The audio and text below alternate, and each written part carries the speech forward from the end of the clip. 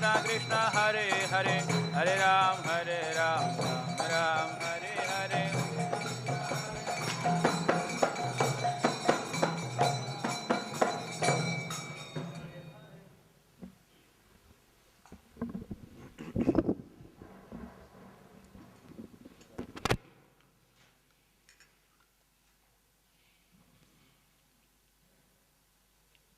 Jai Radha Madhava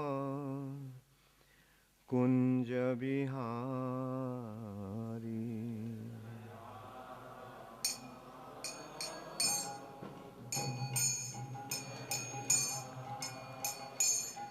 Jai Radha Madhava Kunja Bihari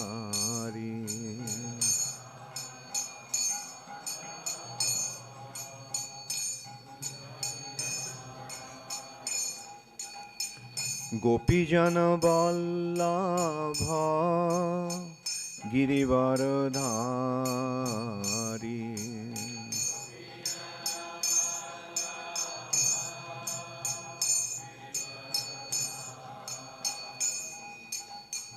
Gopijana Vallabha Girivaradhari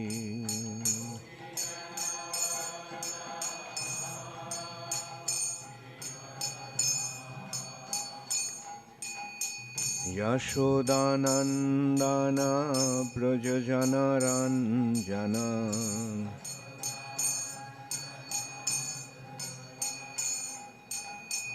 Jashodanandana Brajajana Ranjana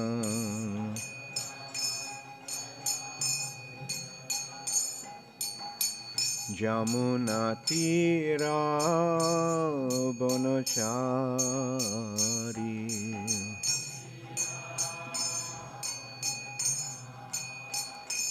Jamunatira Bonachari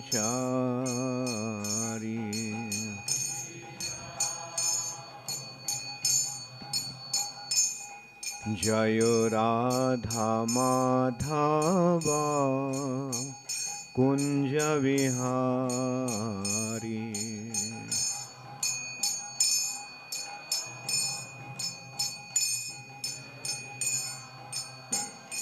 Jayo Radha Madhava Kunja Vihari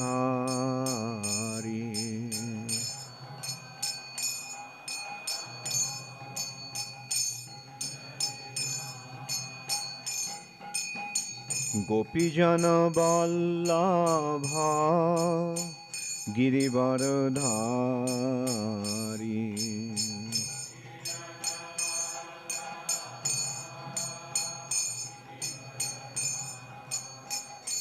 Jaya Gopijana Vallabha Girivaradhari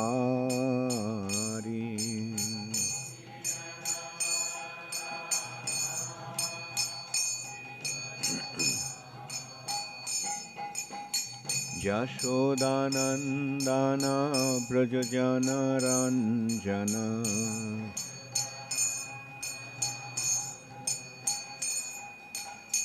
Jashodanandana Brajajana Ranjana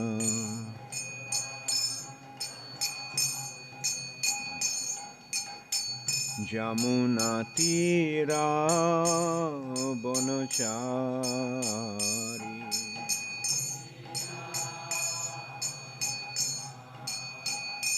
Jamunatira Bonachari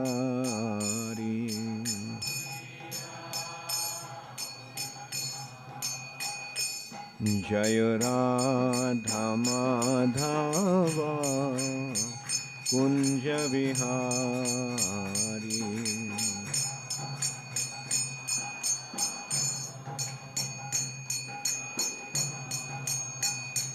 Jaya Radha Madhava Kunja Vihari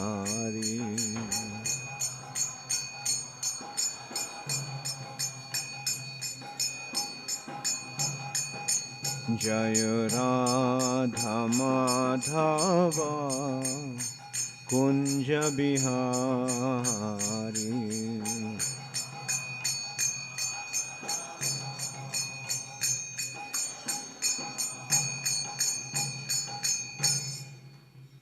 Jayong Vishnupad Paramhansha Paribrajakacarya Ashtuttar Shatu Shri Srimad Abhay Charanar Vinda Bhakti Vedanta Swami Prabhupada Ki Jai.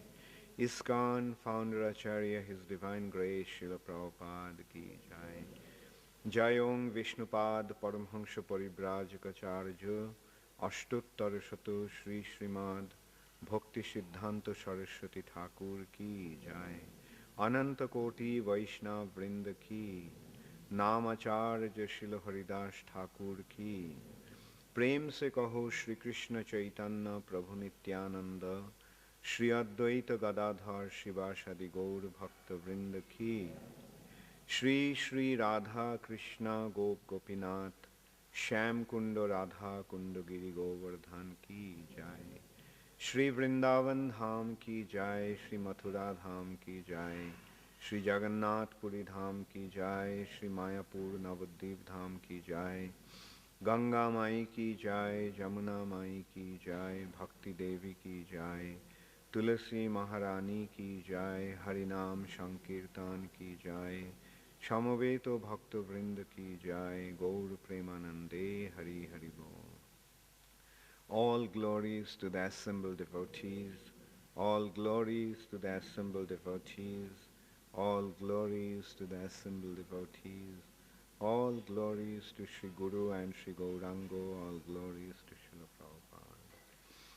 Namong Vishnupadaya Krishna Pristhaya Bhutale Srimate Bhaktivedanta Swami Niti Namine Namaste Saraswati Deve Gauravani Pracharine निर्विशेष शून्यवादी पाश्चात्यादिशतारि।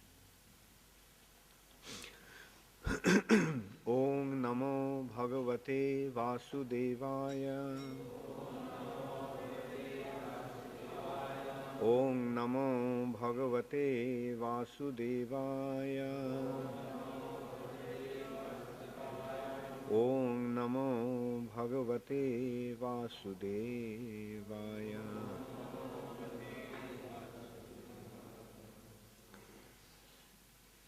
Srimad Bhagavatam, first canto, 11th chapter, text 34. Lord Krishna's entrance into Dwarka. Evam Nripanam Kshiti Bhira Janmanam Akshauhini Bhi Paribritya Tejasam Vidhaya Vairang Swasano Jathanalam Mitho Badheno Parato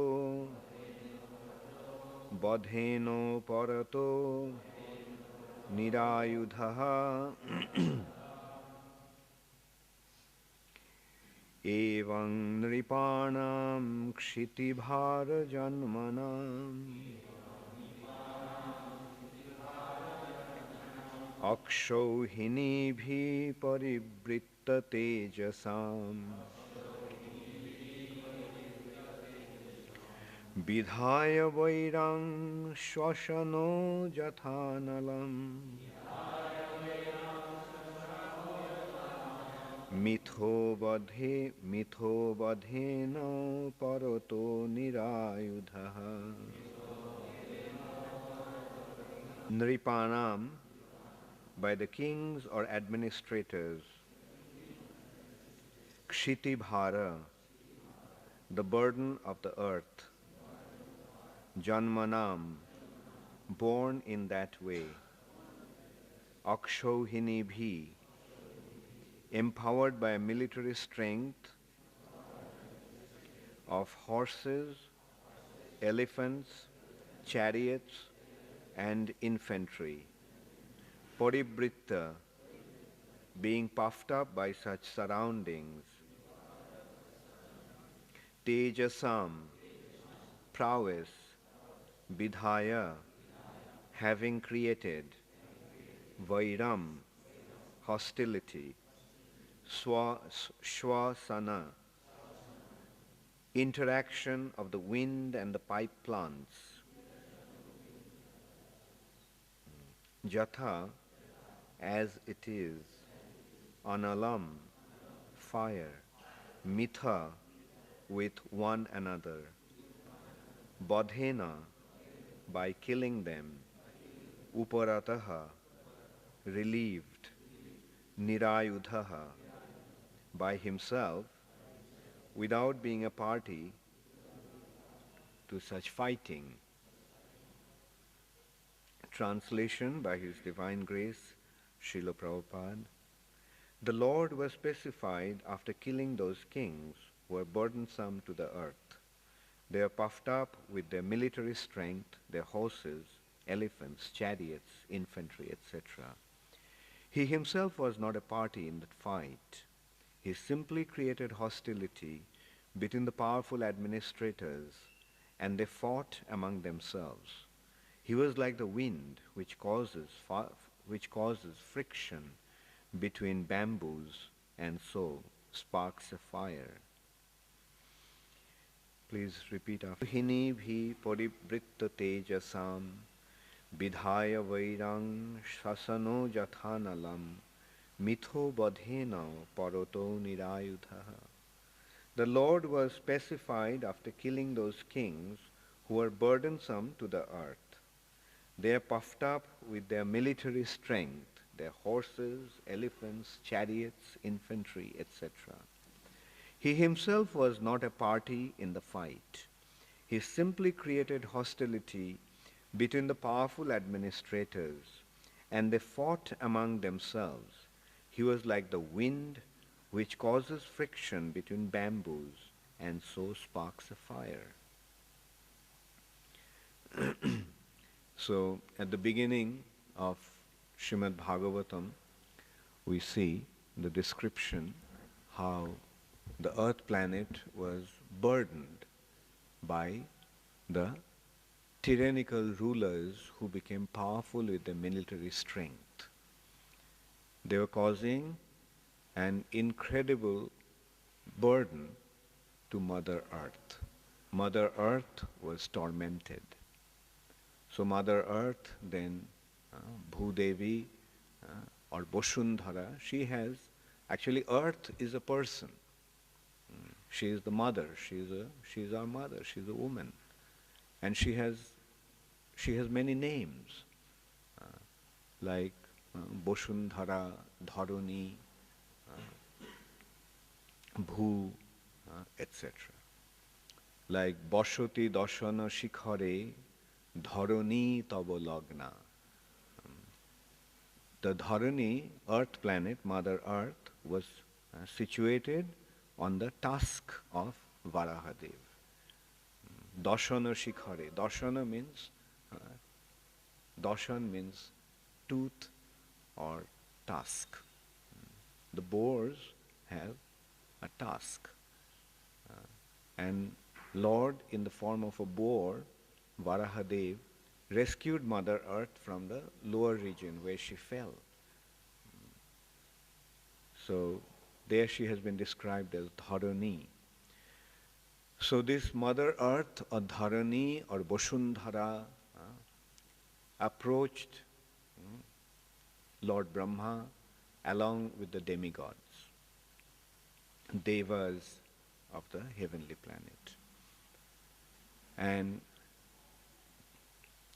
she told Brahma about her situation. Brahma is the administrator of the universe, so Mother Earth is subordinate to Brahma. Brahma is the supreme, secondary supreme controller in the universe. He takes care of all the affairs of the universe. So Brahma, she told Brahma about her situation, the difficulties that she was facing. due to this tyrannical, atheistic kings who became powerful with the military strength. And it became too burdensome. Mother Earth actually feels the burden when these sinful people become actively involved in ruling over this earth planet. So Lord Brahma also saw that he cannot really rectify the situation. Actually, it is not that Lord Brahma could not, but the thing is that Lord Brahma did not, for two reasons. One is the material nature maintains an order, a rule. There is a law of nature. And the law-abiding individuals do not break the law. Like even a high court judge, although he punishes the people, those who break the law, but he himself cannot break the law. Like somebody drives on the wrong side of the road and he is taken to the judge and the judge punishes him, right? Fines him.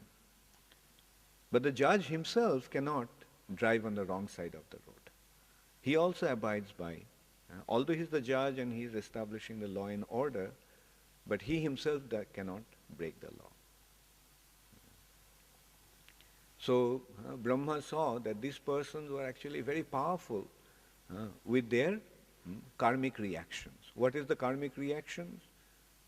Austerity and penances creates the good fortune for these individuals. So these individuals, these kings and rulers, those who are actually demons, they were very powerful individuals with the materialistic karmic reaction. So Lord Brahma saw that he cannot really rectify that himself. So therefore Lord Brahma said, look, let's go to the Supreme Personality of Godhead, Sri Vishnu. So in this universe there is a region which is called Swetadip. And the Lord as Kshirodakshai Vishnu resides in that Shvetadip, which is in a white island. Shweta means white, Deep means island. It's a white island in the middle of the Kshir Sagar, the milk ocean. In the middle of the milk ocean there is a white island, Swetadip, and the Lord resides there, Kshirodakshai Vishnu. Kshirodak means, Kshira means milk, and Udak means ocean. So milk ocean. He lies in the milk ocean. So Brahma went to the shore of the milk ocean and offered prayers to the Supreme Personality of Godhead. My Lord, look, this is the situation, and all these demigods along with Dharani Devi have come. So please do something to rectify the situation. So then Lord responded to Brahma's prayers. Brahma's prayer was actually the Purusha Shukta.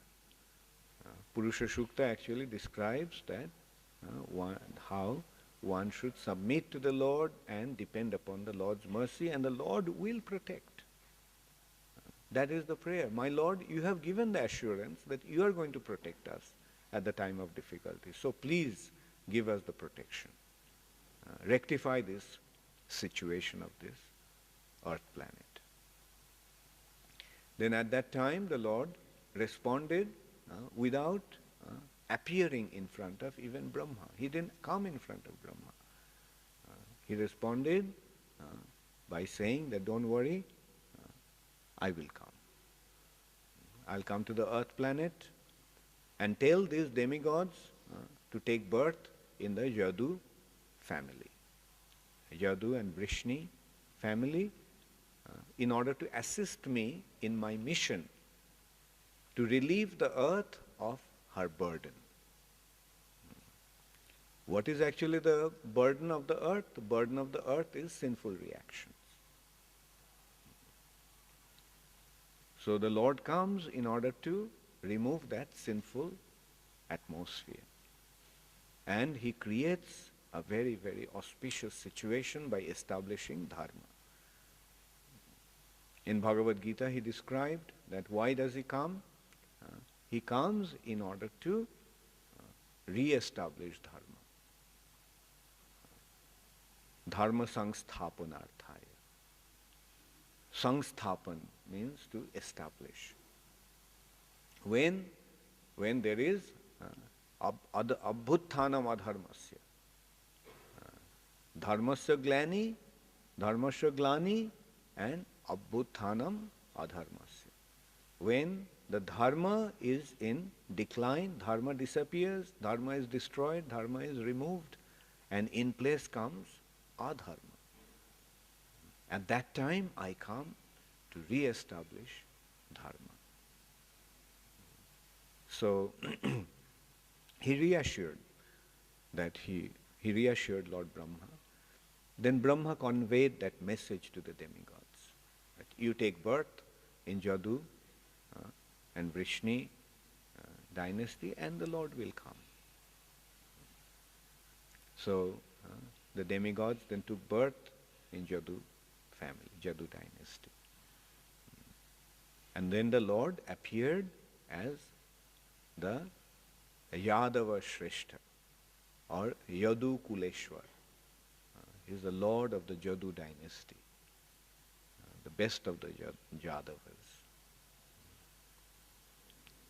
And so in this way, the Supreme Personality of Godhead appeared in this planet, incarnated or descended in this planet to deliver the situation, deliver the Mother Earth from her burdensome condition. So Mother Earth was rescued in another way by the Lord here.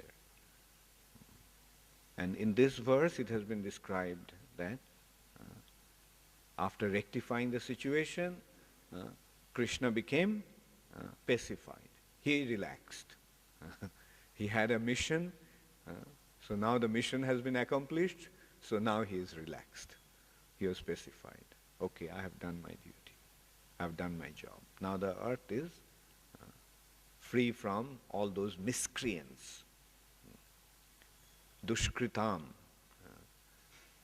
So who are the Dushkritam? Namang Dushkriti na mudha. Prapaddante naradhama. Mayaya aparhita jnana ashuring bhavam ashrita. There are four kinds of miscreants, dushkritina. Those who do not surrender unto the Lord. Mudhas, the fools. Those who are fools, they do not surrender to the Lord. Naradhama, those who are Naradham. Nara means human being, and Adham means lower. The one who is of a human who has a human body, but he is not of human consciousness. Naradham. Degraded human beings. And then the other one is Mayaya Aparhita Jnana, whose knowledge has been stolen by Maya, the illusory energy of the Lord. And Ashurim Bhavam Ashritaha. Asurim Bhavam. Ashuri Bhav means demoniac nature. Those who have a demoniac nature. What is the demoniac nature? Asura. Sura means those who are surrendered to the Lord. And Asura means the opposite to that. Those who are not surrendered to the Lord. Those who are averse to the Lord. Those who are opposed to the Lord. Those who are inimical to the Lord. They are the Asurim Bhavam Ashrita. Mayaya Apurhita Jnana asuring bhavanashrita. So these are four kinds of dushkritina. Namang dushkritina mudha. So these are the people that had been taken care of by the Supreme Personality of Godhead. Prabhupada is pointing out in the purport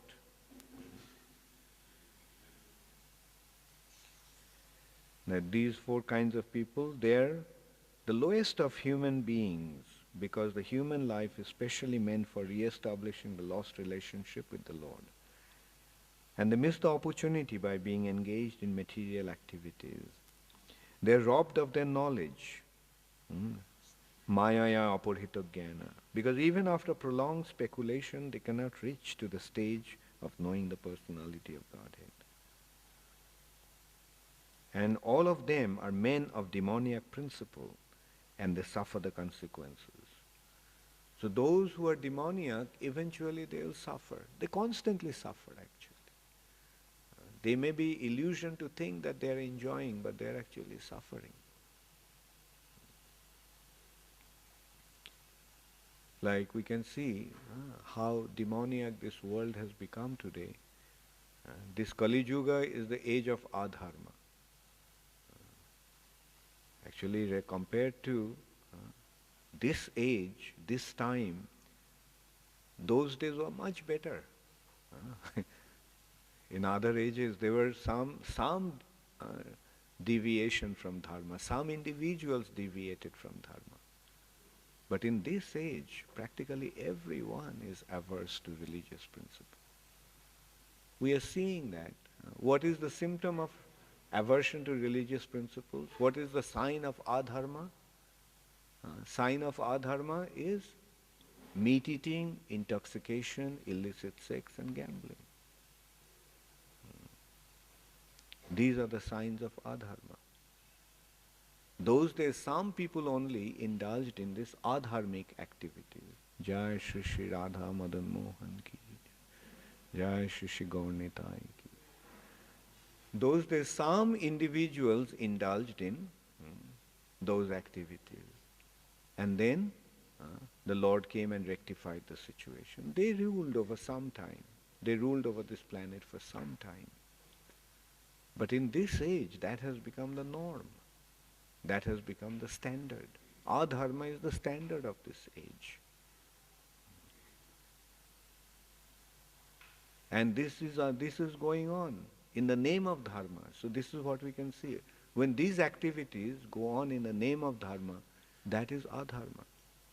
When meat eating goes on in the name of dharma, it's adharma.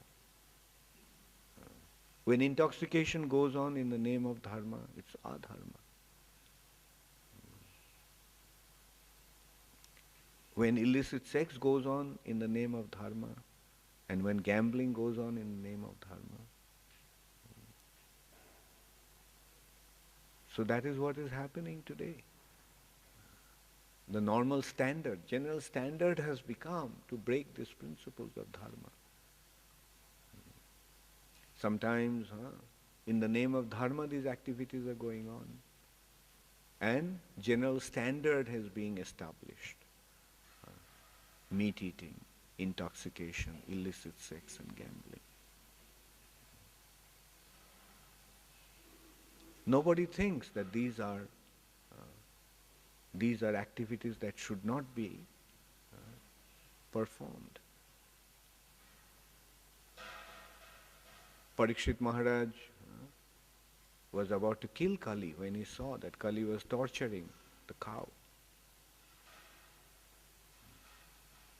But now, meat industry is government is promoting meat industry. Even in India, cow killing has been authorized.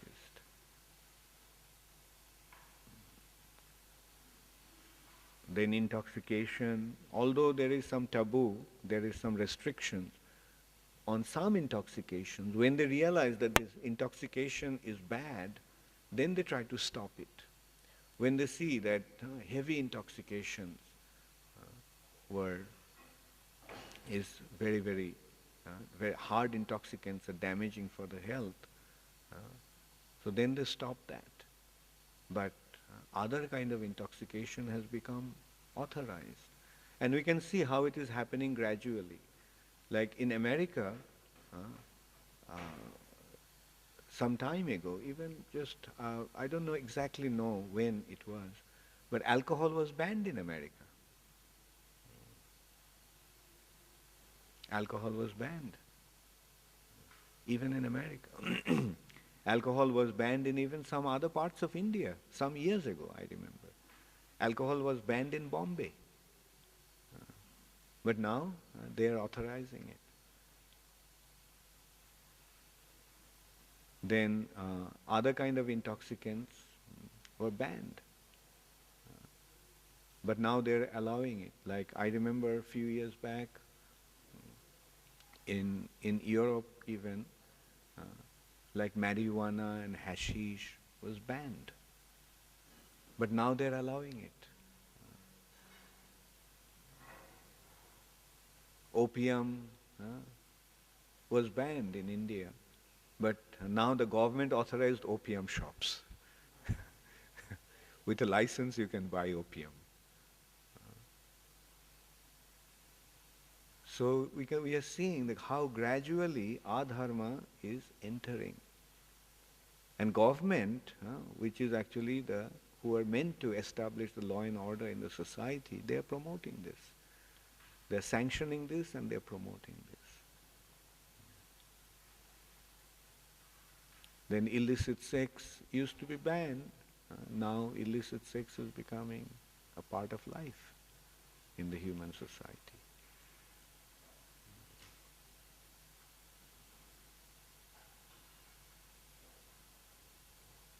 So gradually the human society is degrading, and as a result of that, the suffering increases. It is not that by taking intoxicants people enjoy. Taking intoxicants one suffers. It is not that by indulging in illicit sex one enjoys. Actually, by indulging in illicit sex life, one suffers. So, all these are actually cause of suffering. Meat eating, intoxication, illicit sex and gambling are the causes of suffering. There is a saying that no one became rich in Las Vegas. No one goes to Las Vegas. I mean, people that went to Las Vegas is the biggest gambling center of the world. It's a whole city based on gambling. And the point is that so far not a single person became rich going to Las Vegas. Everyone became poor. They lost their money. They didn't gain. They didn't win. So people gamble and lose their money. Is it enjoyment? The hard-earned money, whichever way they earn, either inheritance or hard labor, lose money is a source of difficulty, source of misery. So in this way, everyone in this material nature is suffering when they indulge in these activities. The real enjoyment is to abstain from these activities. Don't eat meat, don't take intoxication, don't indulge in illicit sex, and don't gamble. The result is, we can guarantee you will enjoy. If you really want to enjoy, then don't indulge in these activities. Don't eat meat, meat, fish, eggs, onion, garlic. Don't take any kind of intoxication, not even tea and coffee. And that's what Prabhupada established. Prabhupada created a situation where everybody can really enjoy.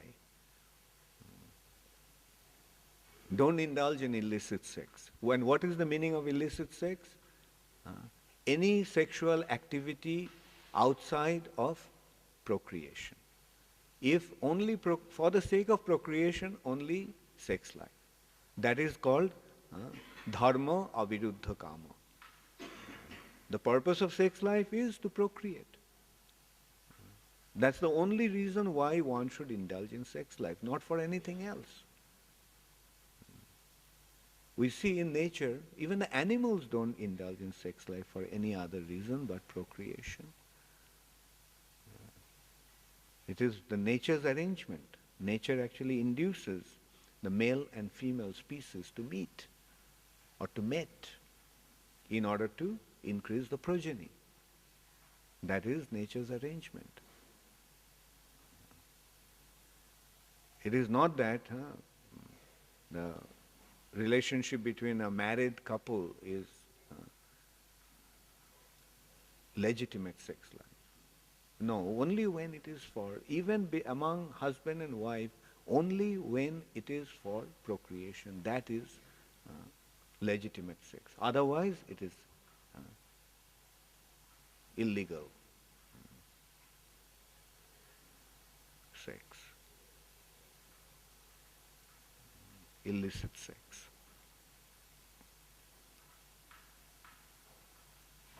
So abstain from sex life, you will enjoy. Abstain from meat eating, you will enjoy. Abstain from gambling, you will enjoy. Abstain from intoxication, you will enjoy. That's the real enjoyment.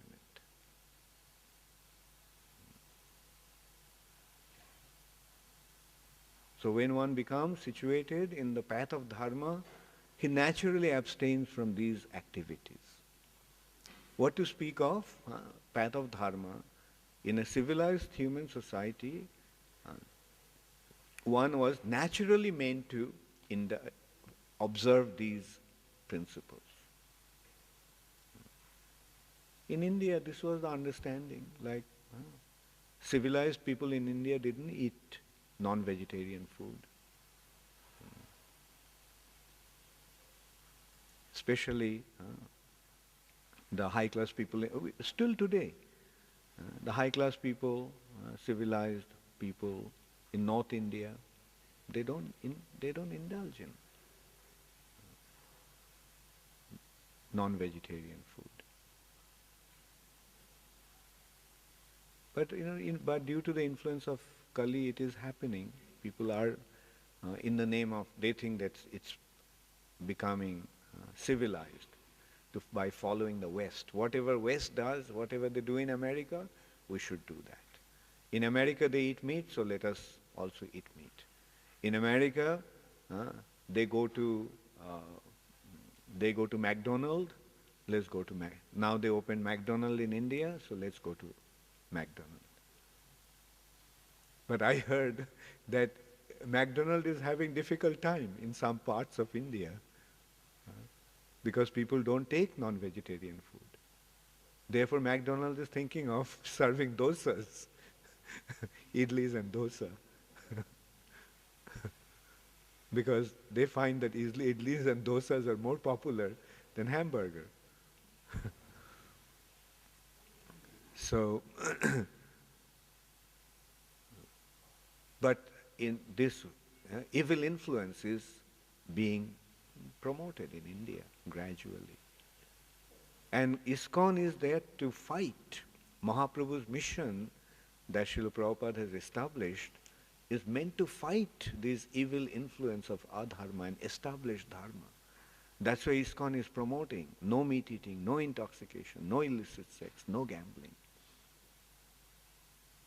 And the more and more people will take to these principles, will understand that dharma is being established. Of course, these principles will be established how? Only by developing Krishna consciousness. First, Krishna consciousness. These are the side effects. When we accept Krishna, then only we will be able to fight against the influence of adharma, not otherwise. It is not that just by abstaining from intoxication and illicit sex and gambling and meat eating, we will become situated on the path of dharma. These are the symptoms. Just dealing with the symptoms is not enough. We have to deal with the root. And what is the root? The root is Krishna consciousness. You deviate from Krishna consciousness, you become defiant to Krishna, you do not surrender to Krishna, you will become a victim of adharma. But you surrender to Krishna, all these will automatically happen. Like we can consider, we did not join ISKCON to follow the principles, right? We didn't join ISKCON just to follow the principles. We joined ISKCON because we wanted to surrender to Krishna. But these four principles, although at one time it may have been difficult to give up, especially for the Bengalis to give up fish is the biggest thing and the most difficult thing in the world. But even the Bengalis can give up fish eating. I mean, if the Bengalis can give up eating fish, then anyone can do anything.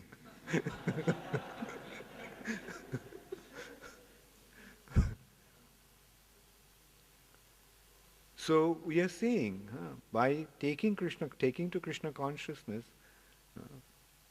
we can so easily become situated on the path of dharma. And when one practices Krishna consciousness, then following the principles become easy. Does it matter nowadays anymore? Although we may have so many bad habits, we don't worry about them at all.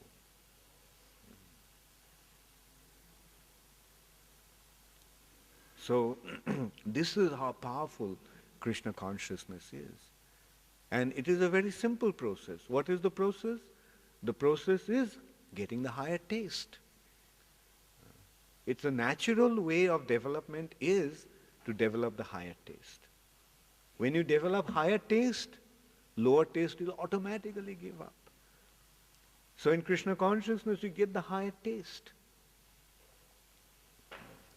When you get the higher taste, then you automatically give up the lower taste. Prabhupada once gave an example. A child eats mud, dirt. A child often takes up dirt, mud, and eats the mud. But when the mother gives the child sweet, then getting the taste of the sweet, the child doesn't eat the mud anymore. Similarly, we may be attracted to some activities which are not beneficial for ourselves, but when you get the higher taste, which is really beneficial and which is really tasty, then we very easily give up the lower taste. We are seeing that in this age practically most of the people are non-vegetarian. But after they join Krishna consciousness, they get the taste of Krishna Prasad. And then they lose the taste for meat eating.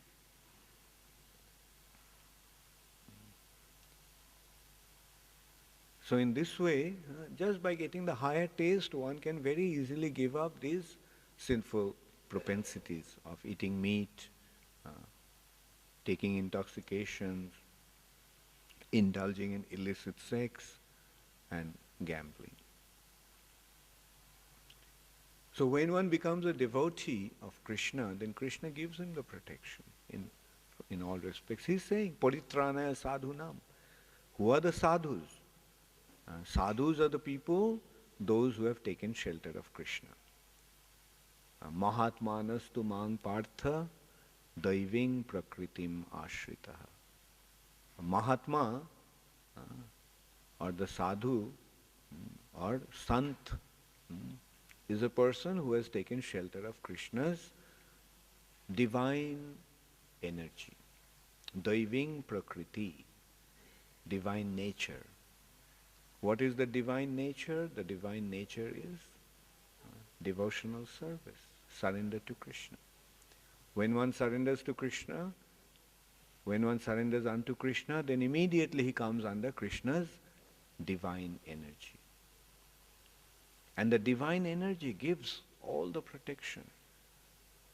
Daiving prakritim ashrita. And then he becomes situated, then he becomes a Mahatma. Mahatma means Mahatma, great soul. Who is a great soul? Who has surrendered unto Krishna.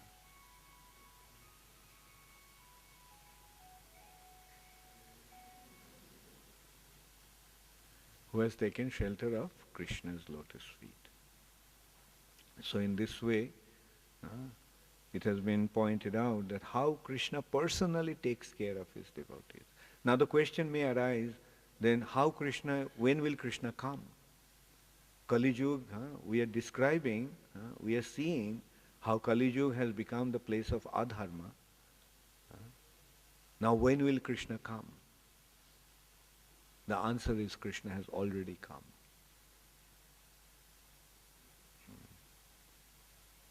This is the age of adharma, so adharma will become prevalent naturally. But Krishna in this age comes in a very special way.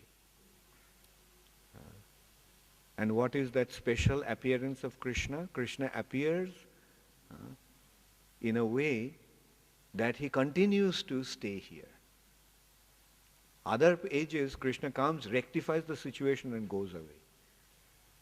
Withdraws his pastimes. But in this age of Kali, Krishna will not do that. In this age of Kali, Krishna continues to stay because this is the age of adharma. So these two special appearances of Krishna is, one is as Sri Chaitanya Mahaprabhu. Krishna came as a devotee. And in order to continue his presence in this planet, he gave the holy name. And this holy name is the incarnation of Krishna in the age of Kali. Kali Kale Nam Rupe Krishna Avatar. In the age of Kali, Krishna appears in the name of, in his holy name, as his holy name. So when we take shelter of Krishna's holy name, we are under Krishna's care, under Krishna's protection. Kali Kale Nam Rupa Krishna Avatar. So what we have to do, we have to actually have the faith that the holy name is Krishna. The more we develop the faith that holy name is Krishna, the more we will derive the mercy of Krishna. And this holy name will save us from all difficulties. Actually, Mahaprabhu's appearance is very special in this age. Sri Chaitanya Mahaprabhu appeared actually at a time, Krishna appeared as Chaitanya Mahaprabhu at a time when whole of India was under the Muslim domination. So to be under Muslim domination actually meant that the whole of India was in a very, very difficult situation because they were directly against the Vedic culture. The Muslims were directly against the Vedic culture. So in this way we can see also what is the adharma in the age of Kali. This is another form of adharma in the age of Kali. Dharma, that is, appears to be dharma but actually opposed to dharma. We are not against any religion as such, but to call a spade is necessary. We have to recognize we are not against anybody as such, but we can see that what is the rule, what is their symptom, what is their appearance like. The Vedic culture is synonymous to dharma. And when somebody tries to destroy the Vedic culture, acts against the Vedic culture, we can see that that is adharma. So Chaitanya Mahaprabhu appeared at a time when whole of India was under the Muslim domination.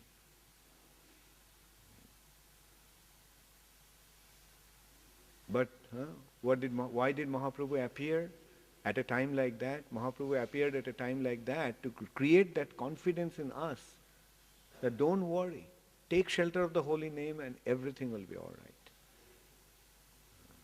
And we have seen, like Chandkazi tried to stop the Sankirtan. What happened? Did he succeed? No.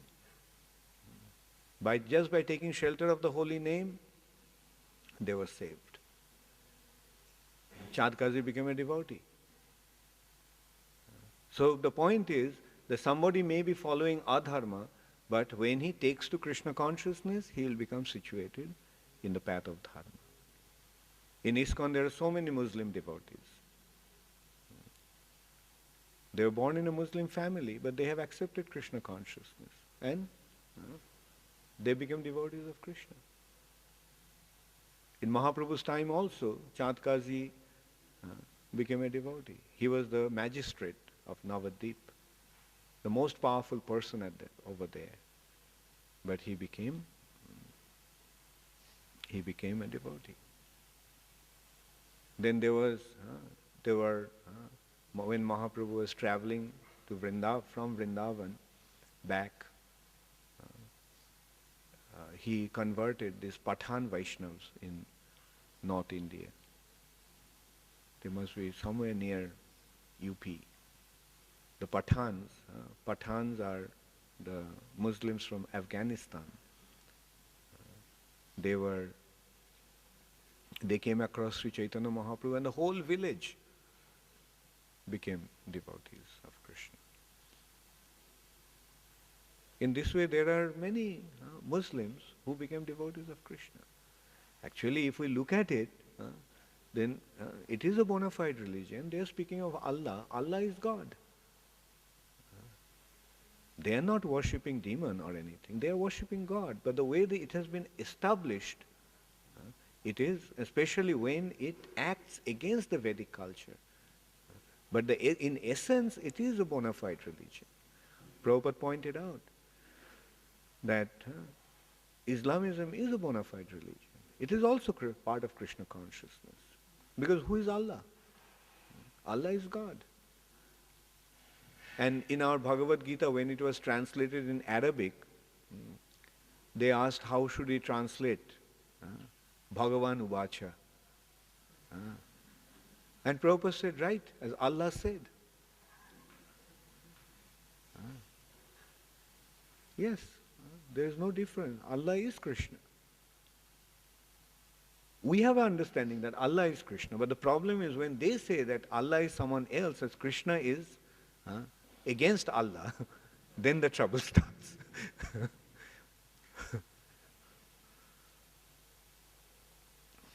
What Muhammad established is a bona fide religion, but the way it is being practiced today, that is unbona fide.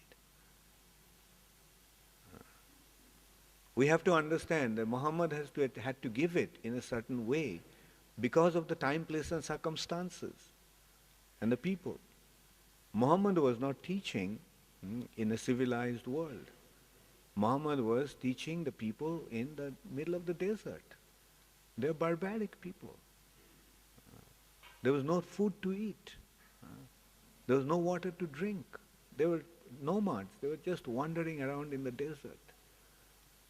And they were fighting like vicious animals with each other.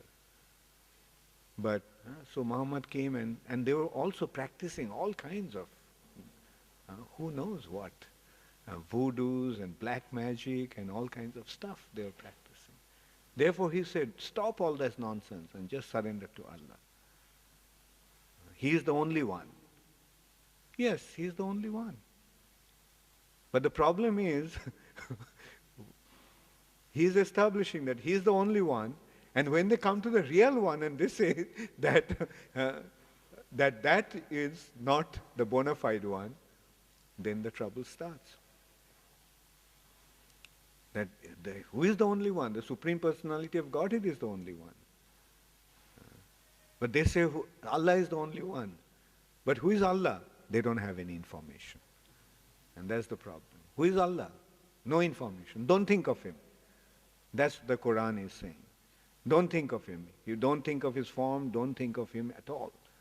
So, okay, fine. Allah, Allahu Akbar. But no information. Who is Allah? Then when the information comes about the real Allah, they say, no, no, we are not supposed to accept him. These are kafirs, those who are following him. And the trouble starts. It's like the primary school have to be promoted to secondary school or high school. If they don't come to the high school, they think the primary school education is the only one. And they say, whoa, high school is no education. So then the trouble starts. And these are the problems that the world is facing today. We have to understand that we have to come to the ultimate knowledge, ultimate understanding, and that is being provided. And another trouble that starts is that they say that you can't read any other scripture. You can't accept any other scripture but Quran. Okay, what to do? Like primary school syllabus is the only syllabus. You can't read anything else.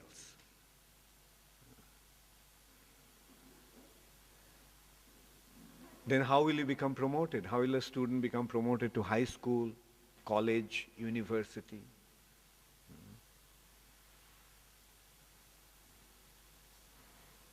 So we have to, therefore we have to preach. We have to make everybody understand. Preach. We don't have any problem accepting Allah because we know that Allah is actually Krishna. We don't have any difficulty saying Allahu Akbar, but they have difficulties saying Hare Krishna, Krishna Krishna, Hare Hare. So this way we can see who are actually facing the difficulties.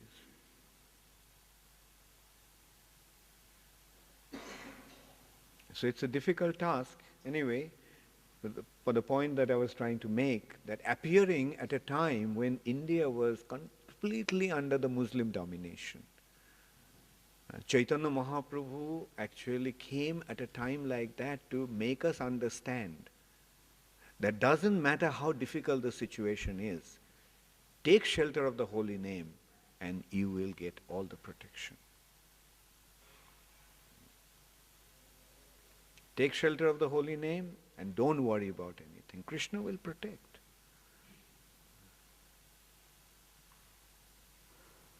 Krishna is there. Ito nishingha parato nishingha. Yato yato yami tato nishingha. Bahir nishingha hridaya nishingha. The fierce form of the Lord is Nishingadev. And he is there to protect the devotees. Try to torture the devotees, try to trouble the devotees. No one is as fierce as Nishingadev. When somebody tries to torture the devotees or trouble the devotees, the Lord's most fierce form is actually Nishingadev. Just tear those demons apart. So, and this Nishingadev is there, everywhere. He is in our heart, he is outside also, everywhere he is there. So why should we worry? Let's take shelter of the holy name, and if somebody tries to do something to us, Jai Nishingadev. He will be there to give all the protection. Didn't he protect Prahlad Maharaj? So what does it mean? Did Krishna speak Bhagavad Gita only for Arjun? Or Krishna spoke Bhagavad Gita for all his devotees? Whoever will surrender unto him. So did Nishingadev appear just for Prahlad Maharaj? No. He appeared for all his devotees. To give the confidence that, don't worry, I am there, and let's see who tries to trouble you.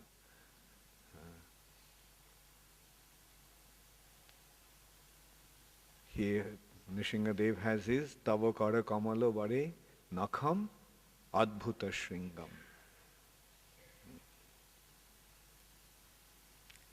And Dalita Hiranyakashipu Tanu Bhringam. Hiranyakashipu's body was so powerful, so strong, that even thunderbolt couldn't do anything. His body it was like nothing could do anything to him. His body was so strong. Can you imagine? Thunder can break the mountains. But that thunder couldn't do anything to to Hiranyakashipu. Such powerful body. But to Nishingadev, it was like a wasp. His body was like a wasp. Wasp's body. You know what is a wasp? Like a bee. Like a bee's body, is it? How soft is bee's body? So soft. With a nail you can just tear open. And that's what he did. Tanu Bhringam. As if it was the body of a bee. Easily he just tore it apart. So demons, no matter how powerful they are nobody in front of the Lord and his protective energy.